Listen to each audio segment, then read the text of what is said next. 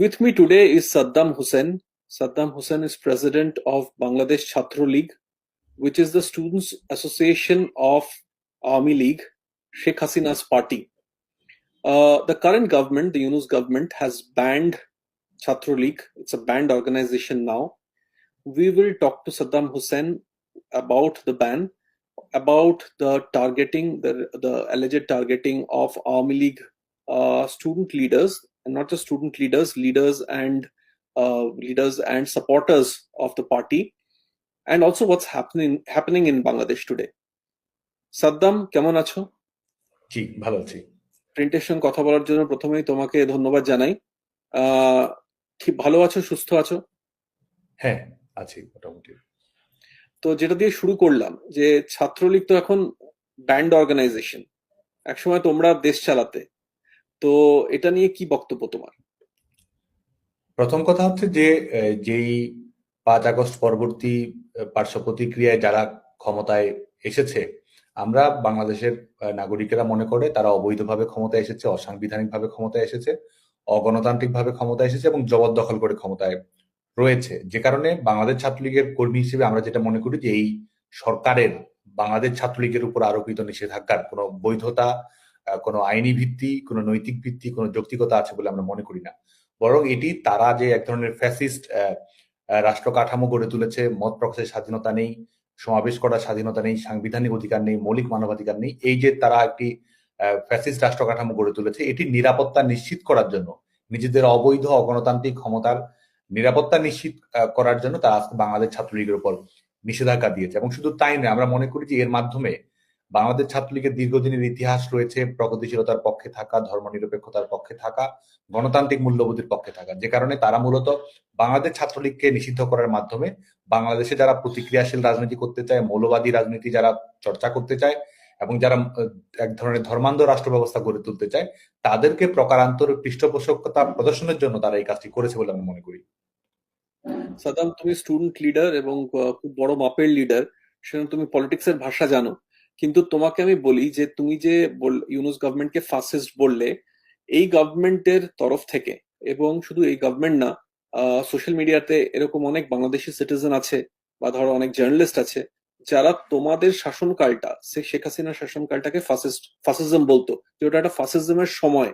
এবং অগস্ট 5-এ যে শেখ হাসিনা যখন দেশ ছেড়ে চলে আসেন, তখন ওটাকে ওরা নতুন হিস্ট্রি বলছে, যে এইটা নতুন হিস্ট্রি রচনা হয়েছে, যে ফাসিজমের শেষ হয়েছে এবং এটা বাংলাদেশের সেকেন্ড রেভলিউশন। এটা নিয়ে তুমি কি বলবে? না, প্রথম কথা হচ্ছে শেখ হাসিনার সরকার ধারাবাহিকভাবে জনগণের ভোটের মাধ্যমে নির্বাচিত হয়ে রাষ্ট্র পরিচালনায় থেকেছে। যারা বিরোধী দলে থেকেছে, বর্তমানে যারা সর্বশেষ আন্দোলনও যারা সম্পৃক্ত ছিল, তারাও শেখ হাসিনার অধীনে নির্বাচনে অংশ নিয়েছে। সাংবিধানিক ধারাবাহিকতা, জনগণের ম্যান্ডেট সবকিছুর ভিত্তিতেই তো আওয়ামী লীগ দেশ পরিচালনা করেছে এবং বিশেষ করে তরুণ প্রজন্মের নিরঙ্কুশ সমর্থনের মাধ্যমেই আওয়ামী লীগ জনগণের প্রতিনিধিত্বশীল সরকার হয়ে রাষ্ট্র পরিচালনা করেছে এবং সর্বশেষ নির্বাচনেও আওয়ামী লীগ নিরঙ্কুশ বিজয় লাভ করেছে। গোটা বাংলাদেশে একটি স্থিতিশীল পরিবেশ পরিস্থিতি বিরাজ করছিল এবং বাংলাদেশে তো গণতান্ত্রিক স্বাধীনতা ছিল, মত প্রকাশের স্বাধীনতা ছিল, রাজনীতি করার স্বাধীনতা ছিল, নির্বাচনে অধিকার অংশগ্রহণ করার স্বাধীনতা ছিল, যে কোনো বিষয়ে প্রতিবাদ করার স্বাধীনতা ছিল, যে কোনো যৌক্তিক বিষয়ে সরকারের বিরোধিতা করার সুযোগ ছিল, সবার মতামত প্রকাশ করার সুযোগ ছিল। তাহলে সেটি কি ফ্যাসিস্ট কাঠামো, নাকি আজকে যারা জোর করে রাষ্ট্রযন্ত্রকে ব্যবহার করে নিষিদ্ধ করছে, আমাদের কথা বলার অধিকার দিচ্ছে না, আমরা মুক্তিযুদ্ধ নিয়ে কথা বলবো সেটি আমাদের অপরাধ, আমরা মৌলবাদের বিরোধিতা করব সেটি আমাদের অপরাধ, আমরা একটি রাজনৈতিক দলকে সমর্থন করব সেটি আমাদের অপরাধ, আমরা সংগঠন করব, আমরা সমাবেশ করব সেটি আমাদের অপরাধ? তাহলে কারা ফ্যাসিস্ট কাঠামো পরিচালনা করছে? এবং সবচেয়ে বড় কথা, সর্বশেষ যে আন্দোলনটি হয়েছে এটি একটি ইস্যু ভিত্তিক আন্দোলন ছিল। কোটা সংস্কারের দাবিতে, সরকারি চাকরিতে কোটা ইস্যুতে এই আন্দোলনটি পরিচালিত হয়েছে এবং এটি এমন একটি আন্দোলন ছিল যেই আন্দোলনের দাবি দাওয়া পূরণ করার জন্য সরকার আন্তরিক ছিল। ছাত্র সংগঠন হিসেবে আমাদের দায়িত্ব হচ্ছে শিক্ষার্থীদের পাশে থাকা, শিক্ষার্থীদের কথাগুলো সরকারের কাছে তুলে ধরা, শিক্ষার্থীদের যৌক্তিক দাবি দাওয়াগুলো আদায় করা। কোটা সংস্কার ইস্যুতেও কিন্তু বাংলাদেশ ছাত্রলীগ কোটা সংস্কারের জন্য সরকারের কাছে আহ্বান জানিয়েছে। সরকারের সংশ্লিষ্ট মন্ত্রণালয়, আইন মন্ত্রণালয়, জনপ্রশাসন মন্ত্রণালয় এগুলোর সঙ্গে দর কষাকষি করেছে এবং সরকার যখন আইনগতভাবে, যখন হাইকোর্টের যে রায়ের মাধ্যমে 2018 সালের প্রজ্ঞাপন বাতিল করা হয়, তার বিরুদ্ধে যখন আইনগতভাবে সরকারই তো এটির বিরুদ্ধে আপিল করেছে, তো এটি এমন একটি আন্দোলন ছিল যে আন্দোলনের কোনো প্রতিপক্ষ ছিল না, এবং সত্যিকার অর্থে বাংলাদেশে 11 জুলাই 2024 পরে বাংলাদেশে কোনো কোটা কার্যকর ছিল না। কিন্তু তারপরও এই আন্দোলনকে টেনে টেনে প্রলম্বিত করা হয়েছে। এই আন্দোলনকে যে আন্দোলনের একটি হ্যাপি এন্ডিং থাকার কথা, সেই হ্যাপি এন্ডিংটি নিশ্চিত না করে আন্দোলনটিকে একটি রাজাকার ইস্যু সামনে নিয়ে এসে ভিন্ন খাতে প্রবাহিত করা। আজকে তারা বলছে যে ফ্যাসিস্ট কাঠামোর পরাজয় নিশ্চিত করেছে। এই আন্দোলন তো শুরুই হয়েছে কোটা সংস্কারের দাবিতে। শিক্ষার্থীরা কোটা সংস্কার চেয়েছে। শিক্ষার্থীরা তো সরকার ব্যবস্থার পতন যে আন্দোলন পরবর্তীতে তারা সংগঠিত করেছে, সেটির পক্ষে তো কারো সমর্থন ছিল না, বরং তারা একটি কৃত্রিম আবহ তৈরি করেছে। এক ধরনের লাশের রাজনীতি তারা তৈরি করেছে। দেশি বিদেশি ষড়যন্ত্রে তারা আশ্রয় নিয়েছে। শিক্ষার্থীদের অভ্যন্তরে তাদের প্রশিক্ষিত ক্যাডার, সন্ত্রাসবাদী গোষ্ঠীগুলোর সদস্য, তাদেরকে তারা অন্তর্ভুক্ত করে দিয়ে তাদের দ্বারা তাদের হত্যাকাণ্ড সম্পন্ন করে তার দায়ভার সরকারের উপর চাপিয়ে দিয়ে তারা এই পরিবেশটা কিন্তু তৈরি করেছে। সেটির প্রমাণ কিন্তু আমরা দেখছি। যেমন ধরুন, আপনি জানেন, গোটা পৃথিবীর সামনে যেটা আমরা বলতে চাই, এই সরকার কিন্তু এই জুলাই আগস্ট সময়ে যে সংগঠিত হত্যাকাণ্ডগুলো ঘটেছে, শেখ হাসিনা সরকার তো বিচারিক প্রক্রিয়া নিশ্চিত করার জন্য কাজ করেছিল, জাতিসংঘকে তদন্ত করার আহ্বান জানিয়েছিল, স্বতন্ত্র বিচার বিভাগের তদন্ত কমিটি গঠন করেছিল। আর এই সরকার কি করেছে? এই সরকার ইনডেমনিটি দিয়েছে। তারা অফিসিয়ালি প্রজ্ঞাপন, অফিসিয়াল ডিক্লারেশন দিয়ে বলেছে যে এই সময়ের মধ্যে আন্দোলনকারী যারা এই পুলিশের হত্যাকাণ্ডের সঙ্গে সম্পৃক্ত, ছাত্রলীগ আওয়ামী লীগের নেতা কর্মীদের সঙ্গে হত্যাকাণ্ডে সম্পৃক্ত, তাদের আইনের আওতায় নিয়ে আসা যাবে না, তাদের কোনো বিচারের মুখোমুখি করা যাবে না। এই সরকারই তো সেই ডিক্লারেশন দিয়েছে। এটির মাধ্যমে প্রমাণিত হয় কারা আসলে এই হত্যাকাণ্ডগুলোর সঙ্গে সম্পৃক্ত। শুধু তাই নয়, এই 5 আগস্টের পরে আপনি জানেন যে বাংলাদেশের কারাগারগুলো থেকে যারা আন্ডারওয়ার্ল্ডের সঙ্গে সম্পৃক্ত শীর্ষ সন্ত্রাসী, এবং শুধু তাই নয়, যারা নিষিদ্ধ ঘোষিত সংগঠনগুলোর শীর্ষ পর্যায়ের নেতা এবং যারা প্রতিষ্ঠিত বিশেষ করে মৌলবাদী সন্ত্রাসের সঙ্গে সম্পৃক্ত, তাদেরকে কিন্তু মুক্তি দেওয়া হয়েছে। তো তাদের যোগ সাজসের থেকে কিন্তু এই আন্দোলনকে পরিচালনা করা হয়েছে, আন্দোলনকে ভিন্ন খাতে প্রবাহিত করা হয়েছে বলে আমরা মনে করি। ছাত্রলীগকে ব্যান করা হয়েছে, কিন্তু ছাত্রলীগের এগেনস্টে কিন্তু অনেকদিন ধরে অ্যালিগেশন ছিল। যেরকম আমি তোমাকে বলি, আহ জানুয়ারি 7-এ এবছর তোমাদের ইলেকশন হয়, ন্যাশনাল ইলেকশন হয়, যেখানে শেখ হাসিনা আবার ফিরে আসেন। কিন্তু তার আগে তোমাদের যখন political protest, Bangladesh nationalist party এবং জামাতের যে একসঙ্গে অনেক সময় ওরা স্ট্রিট প্রোটেস্টে শেখ হাসিনা সরকারের এগেনস্টে এবং কেয়ারটেকার গভর্নমেন্টের জন্য, যে কেয়ারটেকার গভর্নমেন্ট এলে ওনারা তখন সরকার, ওনারা সেই ইলেকশনটাকে ন্যায্য ইলেকশন মনে করবেন। যখন তুমি জানো গতবার অক্টোবর নভেম্বরে যে স্ট্রিট ভায়োলেন্স হয়েছে, সেখানে কিন্তু অনেক রিপোর্ট আমি পড়েছি, অনেকের কাছ থেকে আমি শুনেছি যে ছাত্রলীগের নেতারা গিয়ে তাদের উপর আক্রমণ করেছে, এবং তার সেটাকে আটকাতে গিয়ে বিএনপির এবং জামাতের লোকেদের ভায়োলেন্ট হতে হয়েছে ছাত্রলীগের এগেনস্টে। কিন্তু ছাত্রলীগের অনেক লিডারের এগেনস্টে এবং ছাত্রলীগের কাডারের এগেনস্টে কিন্তু তোমাদের সময়কালে অনেক অ্যালিগেশন ছিল। এটা নিয়ে তুমি কি বলবে? না, বাংলাদেশ ছাত্রলীগ বাংলাদেশের বৃহত্তম ছাত্র সংগঠন। বাংলাদেশের শিক্ষার্থীদের সবচেয়ে বেশি প্রতিনিধিত্বকারী সংগঠন হচ্ছে বাংলাদেশ ছাত্রলীগ। বাংলাদেশের ছাত্র রাজনীতিতে নেতিবাচক ঘটনা, অনাকাঙ্ক্ষিত ঘটনা, অপ্রীতিকর ঘটনা নেই সেটি আমি বলবো না। বাংলাদেশের ছাত্র রাজনীতিতে সার্বিকভাবে যে নেতিবাচক উপাদান রয়েছে, সেটির কিছু প্রভাব বাংলাদেশ ছাত্রলীগের মধ্যেও পড়ে থাকতে পারে। কিন্তু বাংলাদেশ ছাত্রলীগ সাংগঠনিকভাবে সবসময় এক ধরনের গণতান্ত্রিক মূল্যবোধের রাজনীতি করেছে, এবং আমরা বাংলাদেশে যেটি দীর্ঘ সময় ধরে চর্চিত হয়েছে পাওয়ার পলিটিক্স, সেই জায়গায় আমরা পলিসি পলিটিক্স এর কথা বলেছি, প্রগ্রেসিভ পলিটিক্স এর কথা বলেছি। ছাত্র রাজনীতিকে আমরা বলেছি যে ভালো কাজের কম্পিটিশন, সেই লক্ষ্যে কিন্তু আমরা কাজ করেছি। ছাত্র সংসদ নির্বাচন যখন অনুষ্ঠিত হয়েছে, ঢাকা বিশ্ববিদ্যালয়ে অনুষ্ঠিত হয়েছে, বাংলাদেশ ছাত্রলীগ তো নিরঙ্কুশভাবে বিজয়ী হয়েছে। শিক্ষার্থীদের ভোটেই তো 25টি পদের মধ্যে 23টি পদে বিজয়ী হয়েছে। প্রত্যেকটি হল সংসদে বাংলাদেশ ছাত্রলীগ বিজয়ী হয়েছে। এখনো এই মুহূর্তে বাংলাদেশ ছাত্রলীগ, কারণ আমরা কাজ করি আমাদের বিশ্ববিদ্যালয়গুলো যেন গবেষণা বিশ্ববিদ্যালয়ে পরিণত হয়, শিক্ষার্থীরা যেন মানসম্মত ভাবে তাদের আবাসিক ব্যবস্থা, লেখাপড়ার পরিবেশ, প্রযুক্তি ব্যবস্থা, কর্মসংস্থানের সুযোগ তৈরি হওয়া, তাদের দক্ষ মানব সম্পদে পরিণত হওয়া। বাংলাদেশ ছাত্রলীগের মূল লক্ষ্যই ছিল এই বিষয়গুলোকে কেন্দ্র করে কর্মকাণ্ড পরিচালনা করা। বাংলাদেশ ছাত্রলীগ কিন্তু সেটিই করেছে। বাংলাদেশ ছাত্রলীগ, এবং শুধু তাই নয়, বাংলাদেশের ছাত্র রাজনীতিতে আপনি জানেন যে শেখ হাসিনা সরকার 2008 সাল থেকে ধারাবাহিকভাবে এই দায়িত্ব, বাংলাদেশের দায়িত্বে ছিল, বাংলাদেশের ক্ষমতাসীন ছিল। এর আগে বাংলাদেশের ক্যাম্পাসগুলো যতটা না শিক্ষাঙ্গন ছিল, তার চেয়ে অনেক বেশি রণাঙ্গন ছিল। বাংলাদেশের ক্যাম্পাসগুলোতে সেশন জট ছিল, নির্ধারিত সময়ে লেখাপড়া করার সুযোগ ছিল না, এবং সরকারি চাকরিতে দলীয় ক্যাডারদের সরাসরি নিয়োগ দেওয়া, এই বিষয়গুলো ছিল বাংলাদেশের বাস্তবতা। সেই বাস্তবতা অতিক্রম করে বাংলাদেশের শিক্ষা প্রতিষ্ঠানগুলো গত 15 বছর কিন্তু নির্বিঘ্নে পরিচালিত হয়েছে। এর আগে দেখা গেছে যে মাসের পর মাস ছাত্র সংগঠনগুলোর অভ্যন্তরীণ দ্বন্দ্বের কারণে, সংঘর্ষের কারণে, সহিংসতার কারণে ক্যাম্পাস বন্ধ করতে হয়েছে। গত 15-16 বছরে বাংলাদেশের শিক্ষা প্রতিষ্ঠানগুলো কখনোই বন্ধ করতে হয়নি। নিরঙ্কুশ ভাবে, শান্তিপূর্ণ ভাবে শিক্ষা প্রতিষ্ঠানের স্বাভাবিক শিক্ষার পরিবেশ কিন্তু অব্যাহত হয়েছে। 4 বছরের অনার্স আগে শেষ করতে 8 বছর লাগতো। আমাদের এই শেখ হাসিনা সরকারের মেয়াদে এবং ছাত্রলীগের ইতিবাচক রাজনীতির কারণে নির্ধারিত সময় সবাই লেখাপড়া শেষ করতে পেরেছে, এবং কোনো ধরনের সহিংসতার ঘটনা সাধারণত বাংলাদেশের ক্যাম্পাসগুলোতে এই সময়কালীন ঘটেনি। বরং এই এই যারা আজকে নতুন বাংলাদেশ, নতুন স্বাধীনতা, এই ধরনের হাস্যকর কথাবার্তা বলছে, তাদের এই সময় বাংলাদেশের বিশ্ববিদ্যালয়গুলোতে আপনি কি দেখবেন? ঠিক এই মুহূর্তে যখন আমি দ্য প্রিন্টের সঙ্গে কথা বলছি, তখন বাংলাদেশে 1 লক্ষ শিক্ষার্থী, এটি পৃথিবীর কোনো দেশে কোনো, যেখানে সামরিক স্বৈর শাসক থাকুক, যে পর্যায়ের ফ্যাসিস্ট থাকুক, অনির্বাচিত থাকুক, পৃথিবীর কোথাও দেখবেন না এই মুহূর্তে 1 লক্ষ শিক্ষার্থী, 1 লক্ষ শিক্ষার্থী পরীক্ষায় অংশগ্রহণ করতে পারছে না, সিম্পলি পরীক্ষায় অংশগ্রহণ করতে পারছে না। জাস্ট সে হয়তো ছাত্রলীগের কর্মী কিংবা সমর্থক কিংবা শেখ হাসিনাকে ভালোবাসেন, বঙ্গবন্ধুকে ভালোবাসেন, তার বিরুদ্ধে কোনো ক্রিমিনাল অফেন্স নেই, সে কোনো ধরনের একাডেমিক বিশৃঙ্খলা ঘটনার সঙ্গে সম্পৃক্ত হয়নি, শুধুমাত্র এই একটি রাজনৈতিক বিশ্বাসের কারণে, রাজনৈতিক আদর্শের কারণে, কিংবা হয়তো সংগঠনও করে না, ছাত্রলীগের কর্মীদের সঙ্গে দূরতম ভাবে সম্পৃক্ত, হয়তো ফেসবুকে একটি ছবি আছে বা একটি লাইক দেয়া আছে, টুইটারে একটি টুইট করা আছে, সেই অপরাধেও ইউনূস সরকার, যিনি শান্তিতে নোবেল জয়ী হচ্ছেন, আজকে বাংলাদেশের শিক্ষার্থীদের 1 লক্ষের অধিক শিক্ষার্থীর পরীক্ষা তারা দিতে পারছে না। আমাদের মেডিকেল কলেজগুলোতে, বাংলাদেশে 35টি মেডিকেল, বাংলাদেশের যে মেডিকেল কলেজগুলো রয়েছে, এই মেডিকেল কলেজগুলোতে শুধুমাত্র ছাত্রলীগের সমর্থক হওয়ার কারণে বা গত যে আন্দোলনের প্রেক্ষিত করতে সেই সময় সরকারের সমর্থক তো হওয়ার সবার অধিকার রয়েছে, এটা আমার গণতান্ত্রিক অধিকার, সেটির কারণে বাংলাদেশে 500 জনের বেশি মেডিকেল স্টুডেন্ট, তাদের হয় সার্টিফিকেট বাতিল করা হয়েছে, না হলে 5 বছর 10 বছর মেয়াদে শাস্তি প্রদান করা হয়েছে, ইন্টার্নশিপ করছিল সেখান থেকে বাতিল করা হয়েছে। ছেলেমেয়েরা পরীক্ষা সেন্টারে যাচ্ছে, পরীক্ষা সেন্টারে গিয়ে সেখানে সরকারের সহায়তায়, বিশ্ববিদ্যালয়ের প্রশাসনের সহায়তায় তাদেরকে কারাগারে পাঠানো হচ্ছে, এবং বিশ্ববিদ্যালয়ের প্রশাসন বলছে তারা তাদের দায়িত্ব নিতে পারবে না, তাদেরকে কারাগারে থাকতে হবে। এই হচ্ছে বাংলাদেশের বর্তমান বাস্তবতা। তুমি ছাত্রদের কথা বললে, তুমি ছাত্র রাজনীতির কথা বললে, তোমার দেশ তো এখন ছাত্ররাই চালাচ্ছে, স্টুডেন্ট কোঅর্ডিনেটররাই তো দেশ চালাচ্ছে।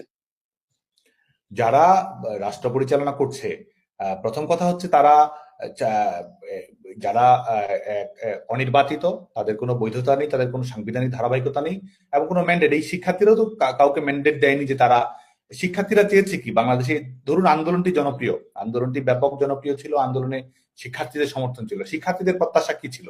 শিক্ষার্থীরা কোটা সংস্কার চেয়েছে, শিক্ষার্থীরা একটি যৌক্তিকতা ভিত্তিক, স্বচ্ছতা ভিত্তিক, মেধা ভিত্তিক সরকারি চাকরিতে নিয়োগ প্রক্রিয়ার ব্যাপারে শেখ হাসিনা সরকারের যে ধারাবাহিকতা, সরকারি চাকরিতে আগ্রহ বেড়েছে সবার, সে কারণেই তারা চেয়েছে যে এই অযৌক্তিক কোটা সংস্কারটি, যেটি আসলে সরকারি সংস্কার করেছিল, আমরা 2018 সালেই সরকার কিন্তু কোটা ব্যবস্থা বাতিল করে দেয়, আদালতের একটি রায়ের কারণে সরকার এই বিব্রতকর অবস্থার মধ্যে পড়ে। সেটি তো সরকারের সঙ্গে এটির কোনো সম্পৃক্ততা নেই, সরকার নীতিগতভাবে সবসময় এই কোটা সংস্কারের পক্ষেই সবসময় অবস্থান করেছে। তো সরকারের অবস্থান, ছাত্রদের অবস্থান আলাদা ছিল না। ছাত্ররা শেখ হাসিনা সরকারের পলিসি, শেখ হাসিনা সরকারের কর্মসংস্থানের নিশ্চয়তা, এ ব্যাপারে সন্তুষ্ট ছিল। ছাত্ররা কোটা সংস্কার চেয়েছে, ছাত্ররা যেভাবে আজকে ক্ষমতা দখল করেছে সেটি তো তারা দেখতে চায়নি। ছাত্ররা নিরাপদে ক্যাম্পাসে থাকতে চেয়েছে, শান্তিপূর্ণভাবে লেখাপড়া করতে চেয়েছে, লেখাপড়া সে চাকরির নিশ্চয়তা চেয়েছে। যে কারণে যারা আজকে ক্ষমতায় এসেছে, বা ছাত্ররা আপনি বলছেন যে সরকার পরিচালনা করছে, তারা বাংলাদেশের শিক্ষার্থীদের প্রতিনিধিত্ব করে বলে মনে করি না। একটা ন্যারেটিভ আমি অনেক জায়গায় পড়েছি সোশ্যাল মিডিয়াতে, যে অনেক স্টুডেন্ট কোঅর্ডিনেটর এরা জামাত শিবিরের লোক, এবং কোথাও না কোথাও জামাতের বা তোমার অন্য যে র্যাডিক্যাল ইসলামিস্ট গ্রুপস আছে তাদের যে বিচারধারা সেটাই তারা প্রমোট করছে। এটা এটা এটা এটা নিয়ে তোমার কি বক্তব্য? হ্যাঁ, এটি সত্য, যে কারণে আমরা বলছি যে আজকে দেখুন, মানে সরকার বা এই আন্দোলন যখন পরিচালিত হয়েছে, তারা কি বলেছে, যে কোনো দাবি তারা বলে দিচ্ছে তারা ছাত্র জনতার দাবি, যে কোনো দাবি হয়তো কোনো একটি রাজনৈতিক দল করছে, যেমন আপনি যেটি বললেন যে তারা ইসলামী ছাত্র শিবির, যে সংগঠনটি যুদ্ধাপরাধের দায়ে অভিযুক্ত, মুক্তিযুদ্ধ চলাকালীন সময়ে বাংলাদেশ বিরোধিতা করেছে, বাংলাদেশের মানুষের উপর নারকীয় নির্যাতন নিষ্পেষণ পরিচালনা করেছে, সেই সংগঠনকে কিন্তু বাংলাদেশের মানুষ কখনোই বৈধতা দেয় না। তারা ছদ্মবেশে কর্মকাণ্ড পরিচালনা করে, বিভিন্ন সংগঠনের অভ্যন্তরে পরিচালনা করে। আমরা এই আন্দোলন শেষ হওয়ার পরে আওয়ামী লীগ সরকারকে জোরপূর্বক উৎখাত করার পরে আমরা যেটি দেখতে পেলাম, তারা কিন্তু পূর্বে পরিচয় প্রকাশ করেনি, পরবর্তী সময় কিন্তু তারা তাদের কোঅর্ডিনেটর যারা ছিল অনেকেই তাদের পরিচয় প্রকাশ করেছে, কেউ ছাত্র শিবিরের কর্মী, কেউ অন্যান্য ছাত্র সংগঠনের কর্মী, সবারই কিন্তু, কেউ মৌলবাদী সংগঠনগুলোর সঙ্গে সম্পৃক্ত, কেউ হিজবুত তাহরিরের সঙ্গে সম্পৃক্ত। এই হচ্ছে বাস্তবতা। তো সবারই কিন্তু রাজনৈতিক পরিচয় রয়েছে, এবং তারা সেটি ছাত্রদের উপর, সাধারণ ছাত্রদের উপর চাপিয়ে দিয়ে এক ধরনের বৈধতা, এক ধরনের লেজিটিমেসি আদায় করার চেষ্টা করছে। সত্যিকার অর্থেই যেটি আমরা মনে করি যে এটি একটি সুপরিকল্পিত ভাবে এটি সম্পন্ন করা হয়েছে, এবং এটির মাধ্যমে আজকে বাংলাদেশে দেখুন নারীদের স্বাধীনতা নানাভাবে বিপর্যস্ত হচ্ছে, এক ধরনের ধর্মান্ধতা, এক ধরনের রক্ষণশীলতাকে প্রমোট করা হচ্ছে বিশ্ববিদ্যালয়গুলোতে একটি শিক্ষা প্রতিষ্ঠান, সেই শিক্ষা প্রতিষ্ঠানগুলোতে ধর্মীয় অনুষ্ঠান আয়োজনের আড়ম্বর এসব কিছু বাড়ানো হচ্ছে। আমাদের যারা বাংলাদেশের যে ধর্মনিরপেক্ষ মূল্যবোধ সেটিকে বিঘ্নিত করে আজকে আমাদের অপরাপর ধর্মাবলম্বী যারা রয়েছেন তাদের ধর্মীয় স্বাধীনতা, উৎসবের স্বাধীনতা, সেটির উপর বিঘ্ন ঘটানোর চেষ্টা করা হচ্ছে। এবং ধারাবাহিকভাবে আমরা মনে করি যে রাষ্ট্রটি শুধুমাত্র ফ্যাসিস্ট নয়, রাষ্ট্রটিকে একটি ধর্মান্ধ, একটি প্রতিক্রিয়াশীল এবং সর্বোপরি একটি অগণতান্ত্রিক রাষ্ট্র ব্যবস্থায় পরিণত করাই কিন্তু তাদের মূল লক্ষ্য। সে কারণেই তারা এই ছদ্মবেশগুলো ধারণ করেছে, কারণ তারা জানতো তাদের প্রকৃত পরিচয় যদি প্রকাশিত হয় তাহলে শিক্ষার্থীদের সমর্থন তারা কখনোই পাবে না। সে কারণে কিন্তু আন্দোলনের সময় তারা এই অপকৌশলগুলো গ্রহণ করেছিল। আজকের বাংলাদেশে দুটি জিনিস হলে খুব মুশকিল, এক তো আওয়ামী লীগ হলে মুশকিল, আর দ্বিতীয়ত হিন্দু হলে মুশকিল। তো যে অ্যাটাক গুলো হচ্ছে আওয়ামী লীগের উপরেও হচ্ছে, হিন্দুদের উপরেও হচ্ছে, সেটা কি কমেছে? এক নম্বর। এবং দু নম্বর, তুমি কি আশার আলো দেখতে পাচ্ছ? এখন কি একটু সিচুয়েশন বাংলাদেশে নর্মালের দিকে যাচ্ছে নাকি আরো খারাপ হচ্ছে?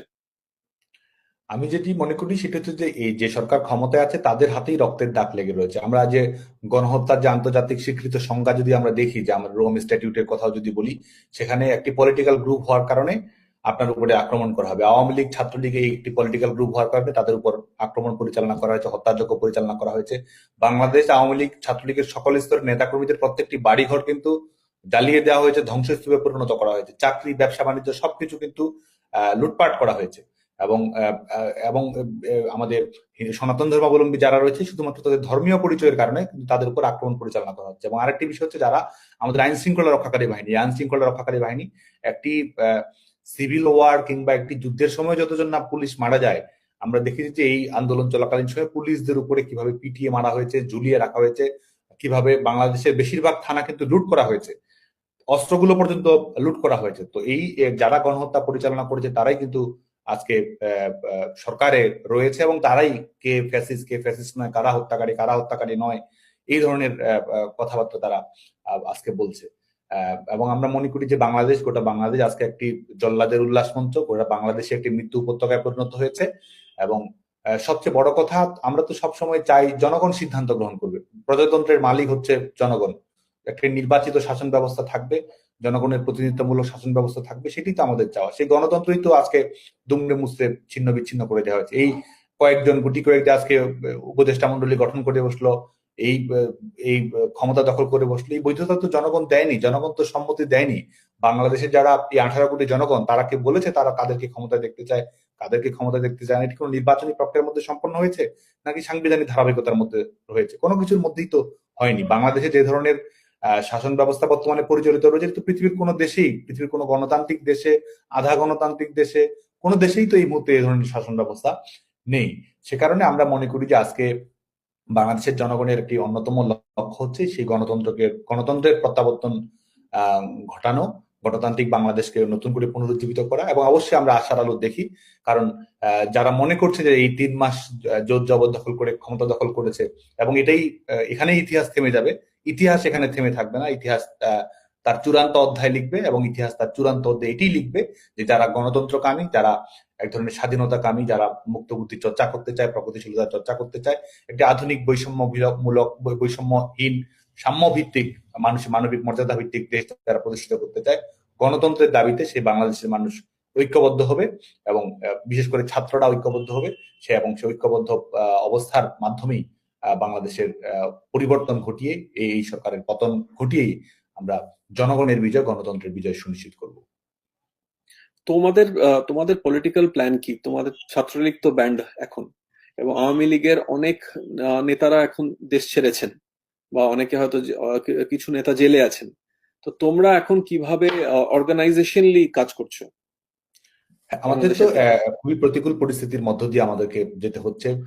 ছাত্রলীগের এমন কোনো কর্মী হয়তো এই মুহূর্তে বাংলাদেশে নেই যারা নিজের বাড়িতে থাকতে পারছে। ছাত্রলীগ এমন কোনো কর্মী হয়তো নেই যিনি শিক্ষা প্রতিষ্ঠানে যেতে পারছে। হয় কারাগারে রয়েছে, কিংবা পুলিশ তাকে তাড়া করছে, কিংবা যারা আজকে এই যে গোষ্ঠীটি ক্ষমতা দখল করছে তারা আজকে মব জাস্টিস কায়েম করে নিজেরা রায় দিয়ে রাস্তায় তাদেরকে মেরে ফেলছে। এই হচ্ছে গোটা বাংলাদেশের বাস্তবতা। তো আমাদের আসলে পেছনে ফেরার কোনো অবকাশ নেই। দেয়ালের পিঠ আমাদের ঠেকে গেছে এবং যে ধরনের ধ্বংসযজ্ঞ পরিচালিত করা হয়েছে, গোটা বাংলাদেশের মানুষই আসলে কোনো না কোনো ভাবে ক্ষতিগ্রস্ত হয়েছে এই এই অশুভ শক্তির কর্মকাণ্ডের কারণে। যে কারণে আমরা সামাজিক যোগাযোগ মাধ্যমে সক্রিয় হওয়া, নেতাকর্মীরা সাংগঠনিকভাবে আবারও ঐক্যবদ্ধ হওয়া, আমাদের যে কানেক্টিভিটি রয়েছে সেটিকে আরো দৃঢ় করা, এবং আমরা অবশ্যই শিক্ষার অধিকার, মৌলিক অধিকার যেটি আমাদের ছেলেমেয়েরা বঞ্চিত হচ্ছে, সেই লক্ষ্যে আমরা সৃজনশীল ভাবে কর্মকাণ্ড পরিচালনা করার চেষ্টা করছি এবং আন্দোলন গড়ে তোলার জন্য আমরা চেষ্টা করছি। এবং বাংলাদেশের ছাত্র সমাজের কাছেও আমরা আমাদের মেসেজটি নিয়ে যেতে চাই যে শিক্ষার্থীদেরকে কিন্তু আমরা শ্রদ্ধা জানাই, আমরা কিন্তু সুস্পষ্ট হয়ে বলছি বাংলাদেশের ছাত্র সমাজকে আমরা অভিনন্দন জানাই, স্যালুট জানাই, সালাম জানাই যে তারা সাহসিকতার পরিচয় দিয়েছে, লড়াই করেছে, কিন্তু একই সঙ্গে শিক্ষার্থীদেরকে যারা ব্যবহার করেছে, শিক্ষার্থীদের লাশের উপর ভর করে যারা ক্ষমতায় গিয়েছে, তাদের বিরুদ্ধে আমরা আমাদের প্রতিরোধ অব্যাহত রাখবো। বাংলাদেশের ছেলেমেয়েরা চাকরি চেয়েছে, বাংলাদেশের ছেলেমেয়েরা জব সার্কুলেশন চেয়েছে। আজকে বাংলাদেশে কোনো জব সার্কুলেশন নেই, বরং বাংলাদেশ ছাত্রলীগ নিষিদ্ধ করার সার্কুলেশনের বাস্তবতা আমরা দেখতে পাচ্ছি। বাংলাদেশের ছেলেমেয়েরা সরকারি চাকরিতে মেধাভিত্তিক, যোগ্যতা ভিত্তিক নিশ্চয়তা চেয়েছে, যেন ধরনের দুর্বৃত্তায়ন না ঘটে, দলীয় রাজনীতির প্রতিফলন যেন না ঘটে।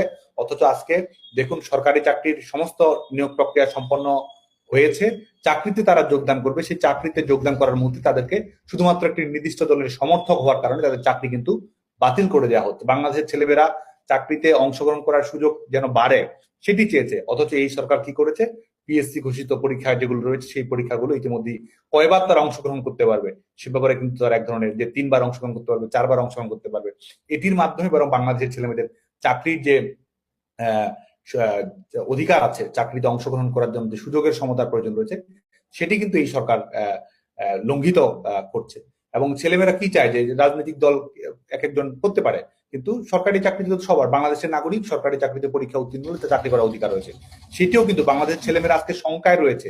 সে হয়তো পরীক্ষায় ভালো করছে, ক্লাসে ভালো করছে, চাকরির পরীক্ষায় ভালো করছে, কিন্তু পরীক্ষা শেষে সেই যে সমস্ত মেধার পরীক্ষা উত্তীর্ণ হয়ে সে যে চাকরি পাবে তার কিন্তু কোনো গ্যারান্টি নেই। কারণ এই সরকার হুট করে ঘোষিত দেবে যে আওয়ামী লীগের দোসর, এই আওয়ামী লীগের সমর্থকদের দোসর, এবং এই অজুহাতেই তারা তাদের চাকরি থেকে বরখাস্ত করে দেবে।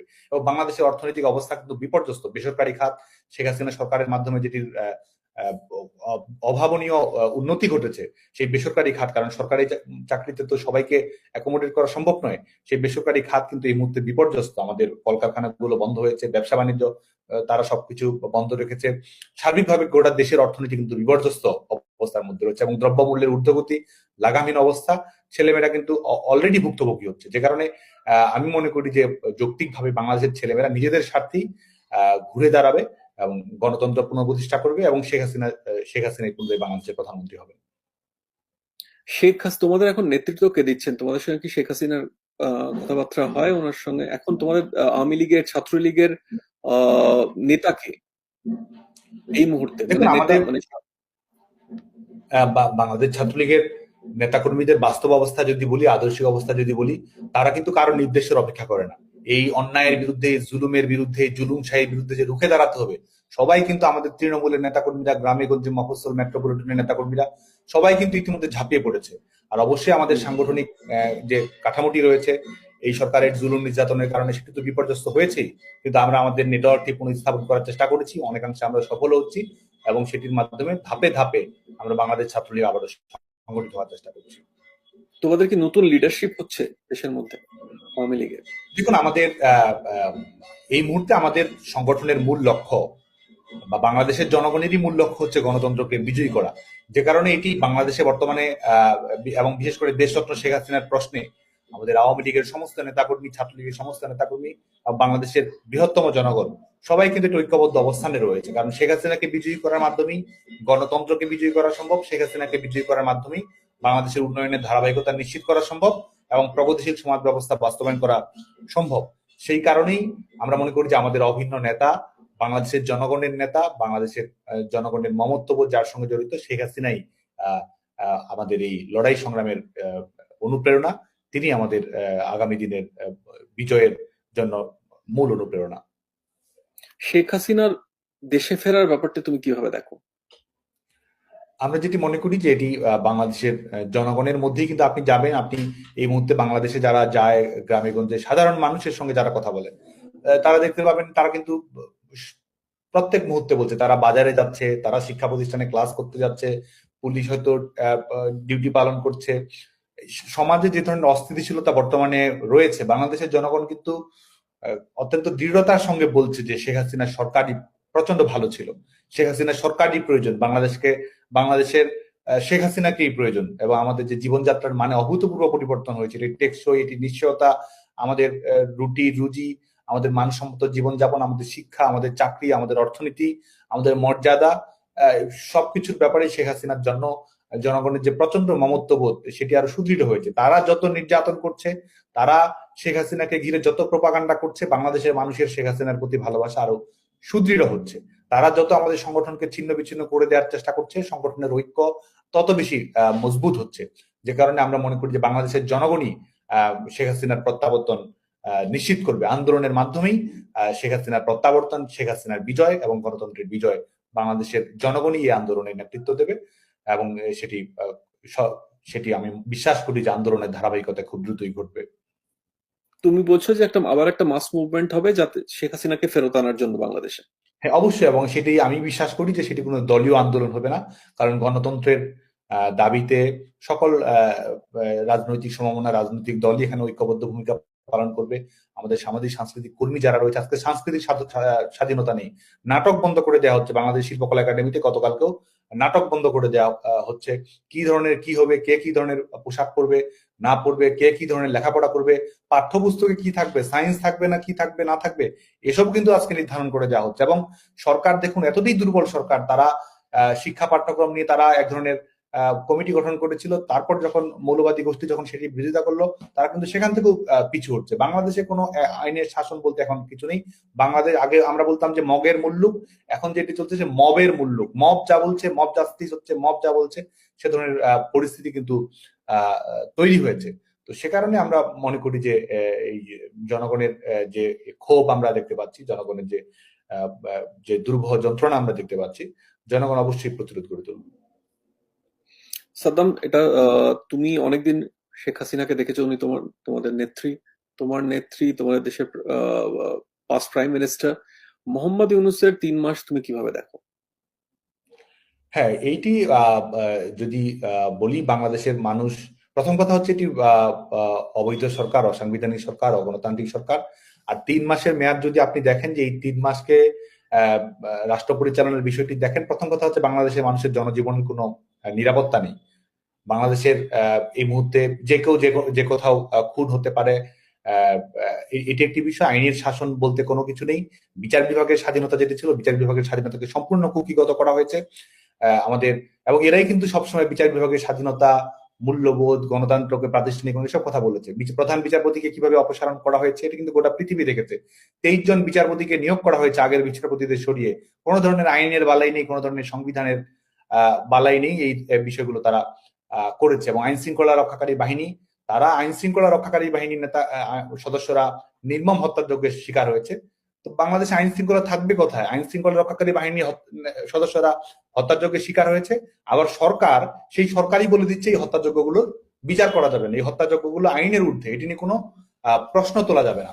এই বাস্তবতাগুলো আমরা দেখতে পাচ্ছি। এবং বাংলাদেশের প্রবৃদ্ধি, বাংলাদেশের কর্মসংস্থান, বাংলাদেশের চাকরির বাজারের অবস্থা, এটিও কিন্তু আমরা আমাদের বাংলাদেশের মানুষের কাছে উদ্ভূত হচ্ছে। এবং গণতন্ত্রের কথা যদি বলি, এটা তো সবসময় গণতন্ত্র নিয়ে বড়াই করতো, বড় বড় কথা বলতে উপদেষ্টা মন্ডলীর সদস্যরা, অথচ এক হচ্ছে তারা ছাত্র সংগঠনকে নিষিদ্ধ করছে, এটি তাদের ফ্যাসিস্ট আচরণের বহিঃপ্রকাশ। এমনকি আজকে বাংলাদেশের মিডিয়া কি বলবে না বলবে এটি কিন্তু মিডিয়া নির্ধারণ করে না, এটি সরকারি প্রেসক্রিপশন দেওয়া হয়, এবং সরকারি প্রেসক্রিপশন অনুযায়ী বলে দেওয়া হয় যে মিডিয়ার এতটুকু বলার অধিকার রয়েছে, এতটুকু বলার অধিকার নেই। আমার একটি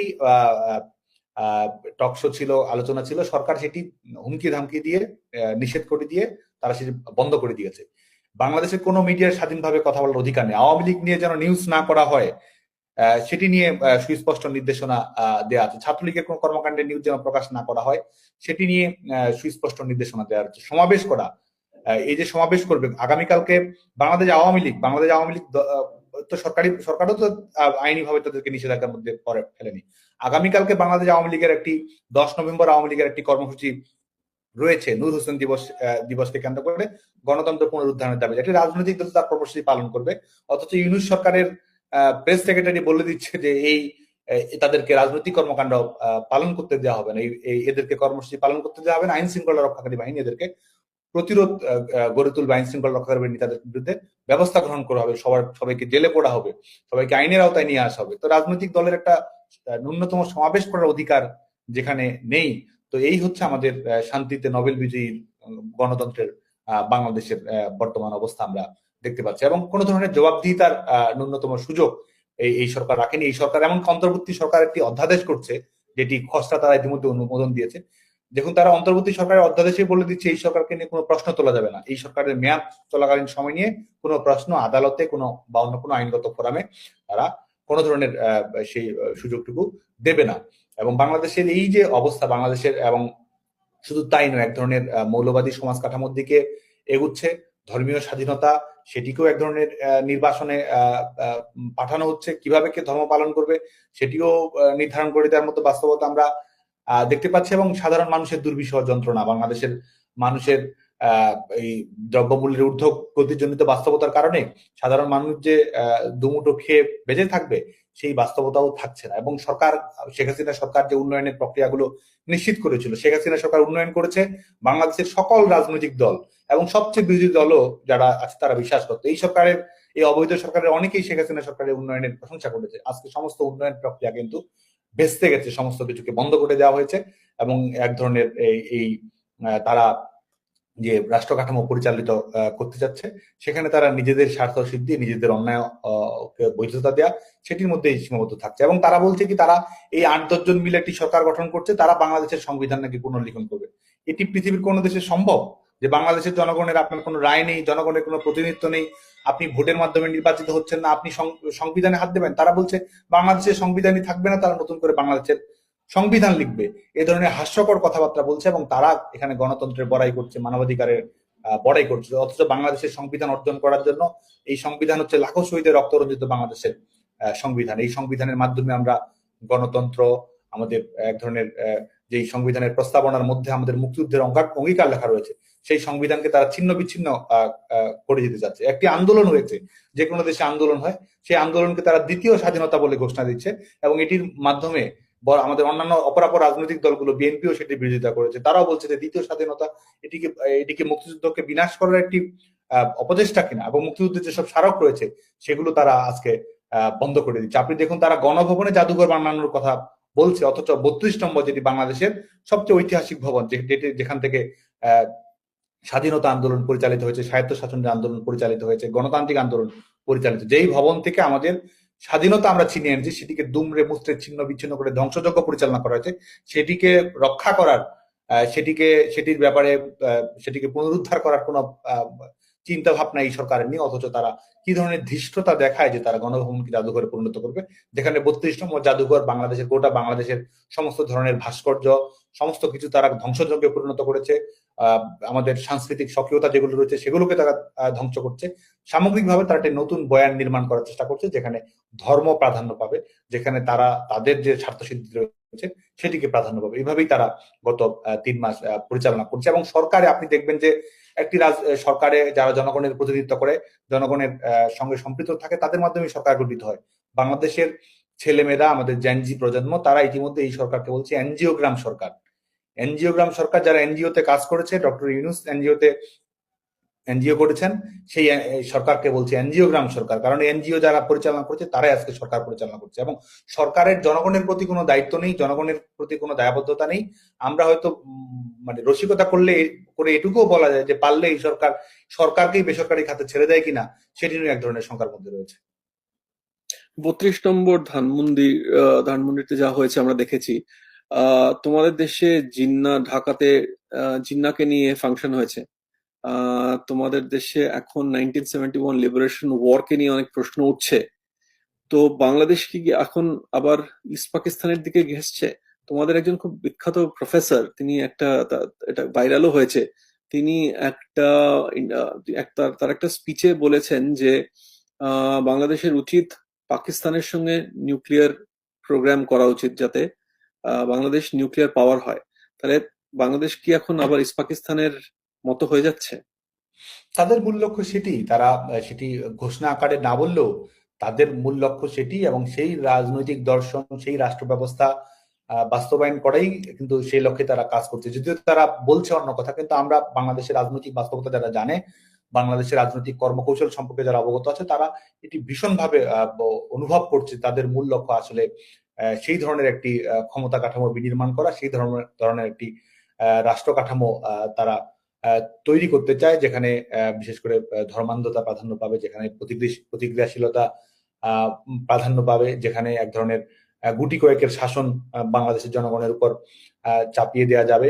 এবং তারা মুক্তিযুদ্ধকে তারা প্রশ্নবিদ্ধ করছে, মুক্তিযুদ্ধের অর্জন যেগুলো রয়েছে, মুক্তিযুদ্ধের যেসব দিবস রয়েছে সেগুলো তারা বাতিল করে দিচ্ছে। এবং একটি দেশের, যে কোনো দেশের সবচেয়ে বড় অর্জন তো স্বাধীনতা, সেই স্বাধীনতাকে আজকে প্রতিস্থাপিত করার চেষ্টা করা হচ্ছে, একাত্তরকে প্রতিস্থাপিত করার চেষ্টা করছে 24 দিয়ে। অথচ যে কোনো দেশেই আপনি যদি এটিকে গণতান্ত্রিক আন্দোলনও বলেন, আমি তর্কের খাতিরে ধরে নিলাম, যে কোনো দেশেই গণতান্ত্রিক আন্দোলন, ইস্যুভিত্তিক আন্দোলন, ন্যায়সঙ্গত আন্দোলন হতে পারে। তো সেটিকে যখন আপনি মনে করেন যে স্বাধীনতা যে দর্শন ছিল, সেই দর্শনকে পরাজিত ঘটিয়ে নতুন একটা কিছু উত্থান আপনি ঘটাচ্ছেন, এবং একাত্তরকে বাতিল করে দিয়ে আপনি 24কে সূচনা ঘটাচ্ছেন, এই ধরনের একটি রাজনৈতিক বাতাবরণ কিন্তু এই সরকার তৈরি করার চেষ্টা করছে। এবং আমাদের যেসব অঙ্গীকার ছিল, সেই অঙ্গীকারকে, মুক্তিযুদ্ধের যে মৌলিক চেতনাগুলো ছিল, রাষ্ট্রীয় যে আকাঙ্ক্ষাগুলো ছিল, সেগুলোকে তারা আজকে অপ্রাসঙ্গিক বাংলাদেশের রাজনৈতিক সিলেবাসের বাইরে তারা ঠেলে দেওয়ার চেষ্টা করছে। এবং আমরা মনে করি যে এই প্রচেষ্টা সফল হবে না, কারণ বাংলাদেশের জনগণ কিন্তু লড়াকু, বাংলাদেশের জনগণের অদম্য স্পৃহা রয়েছে, বাংলাদেশের জনগণের অপ্রতিরোধ্য চেতনা রয়েছে, বাংলাদেশের জনগণের দুর্দমনীয় সাহস রয়েছে, এবং বাংলাদেশের জনগণই এটির বিরুদ্ধে প্রতিরোধ গড়ে তুলবে। এবং মুক্তিযুদ্ধের মধ্য দিয়ে অর্জিত যে বাংলাদেশ, যে চেতনা, যে গণতান্ত্রিক বাংলাদেশের স্বপ্ন আমরা যুগে যুগে দেখেছি, সেটি বাংলাদেশের জনগণই পুনরুদ্ধার করবে বলে আমি দৃঢ়ভাবে বিশ্বাস করি। সাদ্দাম, অনেকটা সময় দিলে আমাদের, তোমাকে অসংখ্য ধন্যবাদ। দাপ্রিনকেও ধন্যবাদ।